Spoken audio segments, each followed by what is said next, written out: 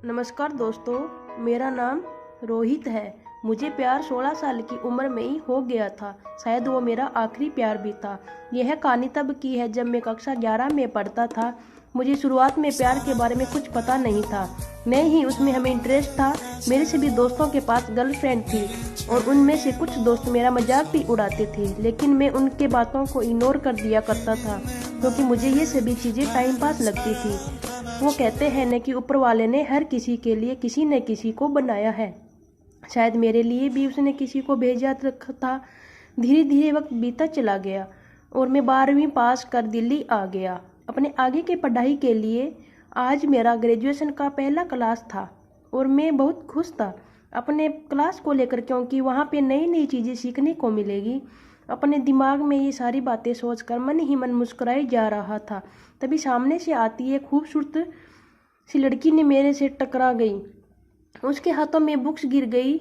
मैं सब कुछ भूल कर बस उसी को देखे जा रहा था। उसकी आंखों और उसका आवाज़ इतना मनमोहक थी कि मैं बस उसमें खो सा गया। तभी उसने कहा, ओ हेलो, ध्यान कहाँ है, मेरी बुक उठाओ। मैंने कहा सॉरी। इसके बाद वो क्लास में चली गई। उस वक्त पहली बार दिल में कुछ कुछ सा फील होने लगा। उस अजनबी लड़की के लिए मैं अपनी क्लास में पूरे दिन उसके बारे में सोचता रहा। क्लास खत्म होने के बाद मैं उस लड़की से मिलने के लिए बेचैन सा हो गया था।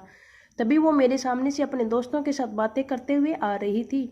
मैंने उससे बात करना का सोचा लेकिन कर नहीं पाया। मैं मन ही मन उस लड़की को अपना दिल दे चुका था। एक दिन की बात है, मैं अपने घर से कॉलेज के लिए ही जा रहा था।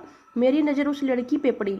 मैं भागता हुआ उसके पास गया और उसको हाय बोला।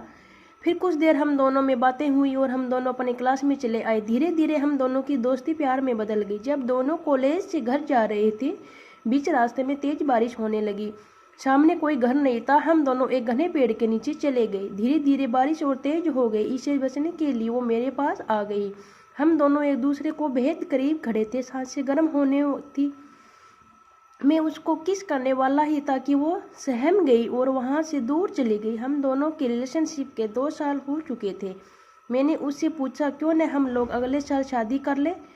वो बोली, मैं अपने घर पे तुम्हारे बारे में बताऊंगी। लड़का खुशी खुशी अपने घर चला जाता है। उधर लड़की की बातों को सुनकर उसने कहते हैं कि तुम उस लड़की से दूर रहेगी। लड़की कहती है, मैं इसके बिना रह नहीं सकती, लेकिन इसके घर वाले उसकी एक बात नहीं सुनते हैं। उस लड़की का फ़ोन छीन लेते हैं और उसका कॉलेज जाना भी बंद कर देते हैं। लड़का उसका फ़ोन ट्राई करता है लेकिन फ़ोन स्विच ऑफ आता है। 2 दिन बीत जाने के बाद लड़का घबरा गया और उसके घर चला गया। लड़की की मम्मी ने कहा कि वो तो नन्ही के घर चली गई है। सच तो ये था कि लड़की अभी भी घर पे ही थी। लड़का रोता हुआ घर चला जाता है, पूरा दिन उसके बारे में सोचते रहता है।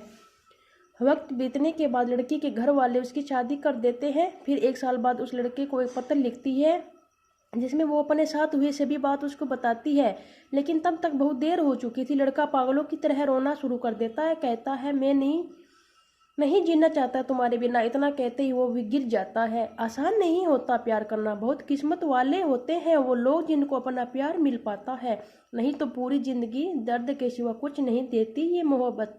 कैसी लगी ये कहानी हमें आप अपने कमेंट के माध्यम से बता सकते हैं।